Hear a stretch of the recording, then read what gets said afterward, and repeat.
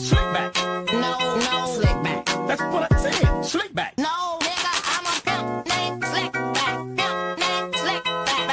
Pimp named Slick back. Nigga, are you deaf? I'm a pimp named Slick. Assalamualaikum warahmatullahi wabarakatuh. Langsung saja, perkenalkan nama saya Abdullah Muhammad. Di sini saya akan menjelaskan sedikit tentang perakitan mesin CPU. Langsung ke langkah pertama, yaitu proses awal perakitan adalah masukkan prosesor ke dalam motherboard. Nah, jadi kira-kira gambarnya seperti ini. Bisa dicontohkan, ini adalah pembongkaran komputer, yaitu atau mesin CPU ya. Nah, yang pertama yaitu pemasangan prosesor ke dalam motherboard. Nah, jadi bisa diperhatikan untuk peletakannya harus begitu benar dan pas. Yang kedua yaitu setelah itu kita baru memasang komponen motherboard ke dalam casing. Setelah itu pasang handset, sabung kabel motherboard dengan benar agar motherboardnya berfungsi. Jika kita tidak menyambungkan kabel-kabel di motherboard dengan tidak benar, maka fungsi dari motherboard yaitu tidak ada fungsi ataupun tidak hidup.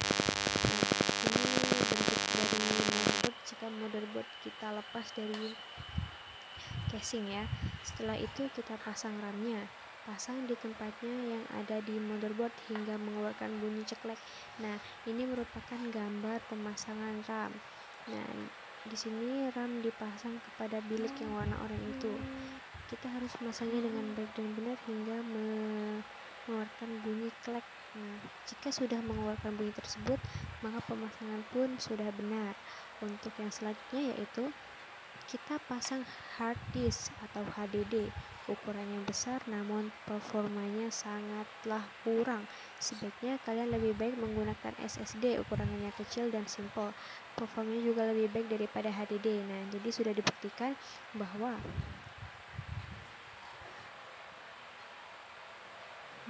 HDD ini kurang baik. Jadi yang lebih baik yaitu SSD. Nah, di sini kita disuruh menggunakan SSD supaya performanya lebih baik ataupun lebih cepat ya. Nah, selanjutnya sesuaikan baut dengan lubang hard disk agar terpasang sempurna. Nah, ini ya untuk pemasangan hard disknya.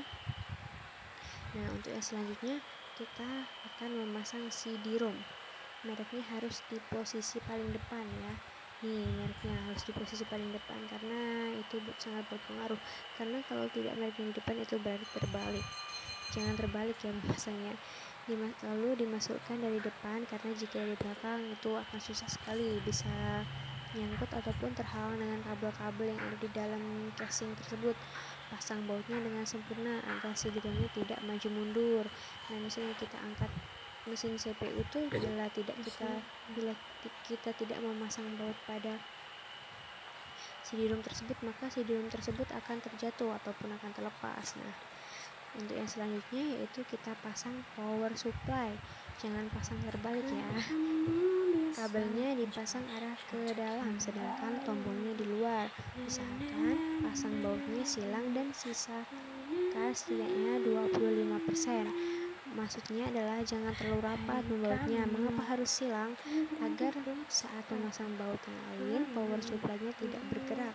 Maka harus sisakan 25%. Kalau tidak cocok kan bisa kita geser lagi gitu lubangnya. Nah, jadi makanya itu kita harus memasangnya silang dan juga kurang tidak 100% kita kencangkan ya.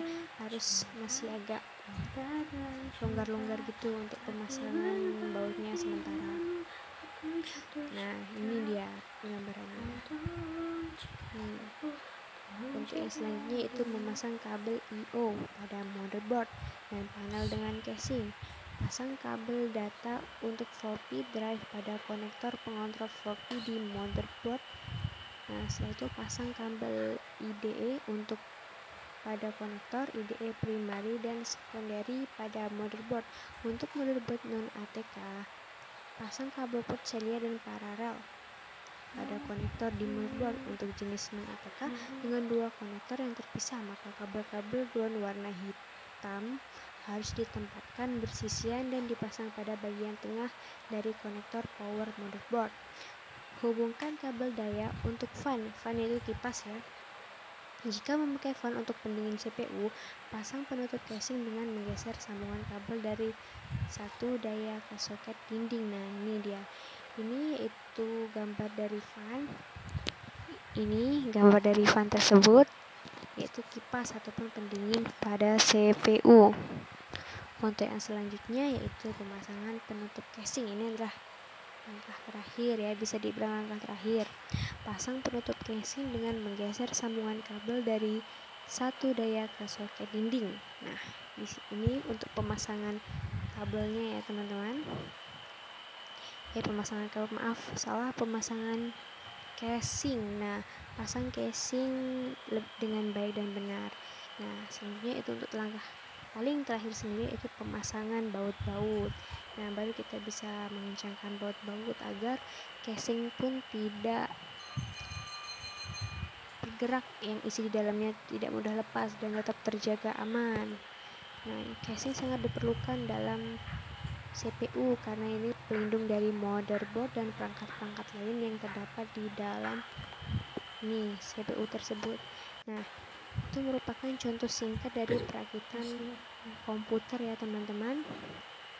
Bila ada kesalahan dan tutur kata yang salah ataupun kekurangan dalam metode perakitan komputer, saya mohon maaf, saya ucapkan terima kasih. Saya akhiri, wassalamualaikum warahmatullahi wabarakatuh.